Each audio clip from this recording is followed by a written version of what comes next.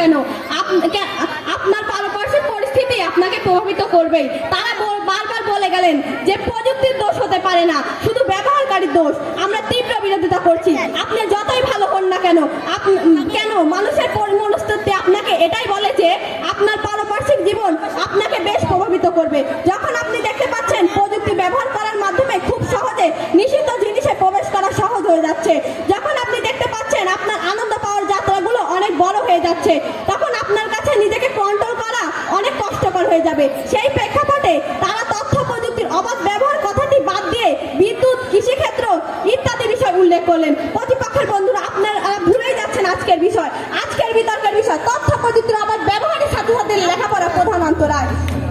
আজকের বিতর্কের বিষয়ের মধ্যে থেকে অবাধ কথাটি বাদ দিয়ে দিচ্ছেন। প্রতিপক্ষের বন্ধুরা, বিতর্কের বিষয়ের মধ্যে আসুন, বিতর্কের বিষয় বাইরে যাচ্ছেন কেন? প্রতিপক্ষের বন্ধুরা, ফাইবার কেবল স্থাপন চিন্তা নিজ মাথায় না নিয়ে লেখাপড়ার কথা ভাবুন, টেকনোশিয়ান ফাইবারের কথা ভাববেন। আপনারা আজকের বিতর্কের বিষয়ের মধ্যে আসুন। আবল তাবল বলে কাজ হবে না। প্রতিপক্ষের বন্ধুরা, প্রতিপক্ষের দ্বিতীয় বক্তা বললেন জুলাই আন্দোলনে প্রযুক্তির অবাধ ব্যবহার করে কাজে লেগেছে। কিন্তু আমার প্রশ্ন হলো, জুলাইতে যখন ইন্টারনেট বন্ধ ছিল তখন কি আন্দোলনও বন্ধ ছিল? তাহলে প্রযুক্তি কি কাজে লেগেছে? আজকের বিতর্কের মূল বিষয় তথ্য প্রযুক্তির অবাধ ব্যবহারের সাথে সাথে লেখাপড়া প্রধান অন্তরায়। আপনারা কথা বলেন ছাত্রছাত্রীদের নিয়ে, আপনারা অন্য প্রসঙ্গে যাচ্ছেন কেন? আমার প্রতিপক্ষের বন্ধুরা যেসব উদাহরণ দিয়ে গিয়েছে, কৃষি শিল্প, বিদ্যুৎ, পুরোটি এই বিতর্কের অপ্রাসঙ্গিক বিষয়, এগুলো আপনাকে খারাপ কিছু করতে পারে না। এমন উদাহরণ দিয়ে কথা বলুন যা মানুষ সার্বক্ষণিক ব্যবহার করে। আমরা এমন উদাহরণ নিয়ে কথা বলেছি যার আসলে ঋণাত্মক ব্যাপার আছে। তারা আমাদের সকল উদাহরণ এড়িয়ে গিয়ে শুধুমাত্র কৃষি, বিদ্যুৎ সবকিছু নিয়ে কথা বলেছে। কৃষি, বিদ্যুৎ এর অবাধ ব্যবহারের সাথে সাথে লেখাপড়ার প্রধান অন্তরায়। তর্কের প্রাসঙ্গিক কথা বলুন প্রতিপক্ষ। যত দোষ নন্দ ঘোষ। শিক্ষার্থীরা অবাধে তথ্য প্রযুক্তি ব্যবহার করে পরীক্ষায় খারাপ ফলাফল করবে, আর দোষ পড়বে অভিভাবকের। বাহ প্রতিপক্ষ, নাচতে না জানলে উঠোন বেকা। দোষ করবে একজন কিন্তু দোষী হবে অন্যজন। প্রতিপক্ষ বন্ধুরা, আজকের বিতর্কের প্রাসঙ্গিক কথা বলুন। গোপাল ভাঁড়ের মতো প্রতিপক্ষের বন্ধুদের মাথা গুলিয়ে যাচ্ছে। তাই বউকে বলছে গরু হারালে তাই হয় মা। প্রতিপক্ষের বন্ধুরা বলছেন তথ্য প্রযুক্তির অবাধ ব্যবহারই শিক্ষার্থীদের লেখাপড়ার আশীর্বাদ। হায়রে কপাল মন্দ, চোখ থাকিতে অন্ধ। প্রতিপক্ষের বন্ধুরা, তথ্য প্রযুক্তির অবাধ ব্যবহার করে ছাত্রছাত্রীদের লেখাপড়ার কি আশীর্বাদ হলো? আর তার তথ্য উপাত্ত উল্লেখ করুন। আবল তাবল বলে কাজ হবে না। প্রতিপক্ষের বন্ধুরা, প্রতিপক্ষের ভাব দেখে মনে হয় না জলে নামবো, সাঁতার কাটবো, চুল ভিজাবো না, দেখবো, শুনবো, জানবো, সবই স্বীকার করবো না। তর্কের খাতিরে তর্ক না করে আমাদের সুরে সুর মিলিয়ে বলুন তথ্য প্রযুক্তির অবাধ ব্যবহারই ছাত্রছাত্রীদের লেখাপড়া প্রধান অন্তরায়। ধন্যবাদ মাননীয় মডারেটর, বিজ্ঞ বিচারক মন্ডলী, প্রতিপক্ষের বন্ধুরা ধন্যবাদ। ধন্যবাদ পক্ষ দলের দলনেতা আফসানা জিনকে তার বক্তব্য উপস্থাপনের জন্য।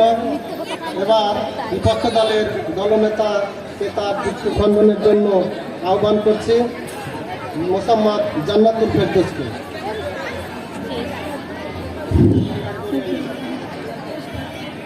ধন্যবাদ মাননীয় মডারেটর, আমাকে আবার সময় দেওয়ার জন্য। আমার প্রতিপক্ষের বন্ধুদের এখনো ঘুমের ঘর কাটেনি, তথ্য প্রযুক্তির সকল সুযোগ সুবিধা ভোগ করছে, আবার তথ্য প্রযুক্তিকে প্রধান অন্তরে বলছে। লক্ষ্য করুন প্রতিপক্ষের বন্ধুরা, আপনারা বলছেন জুলাই আন্দোলনের সময় যখন ইন্টারনেট চালু ছিল তখন দেশ কিভাবে চলছে। যখন জুলাই আন্দোলনের সময় ইন্টারনেট বন্ধ ছিল তখন VPN এর মাধ্যমে পুরো পৃথিবী চালিত, পুরো দেশ চালিত হয়েছে। লক্ষ্য করুন প্রতিপক্ষের বন্ধুরা, তথ্য প্রযুক্তি খাতে বিশেষ অবদানের জন্য বিগত 2015 সালে ICT টেকসই উন্নয়ন পুরস্কার ও 2016 সালে উন্নয়নে ICT পুরস্কার অর্জন করে বাংলাদেশ। বিগত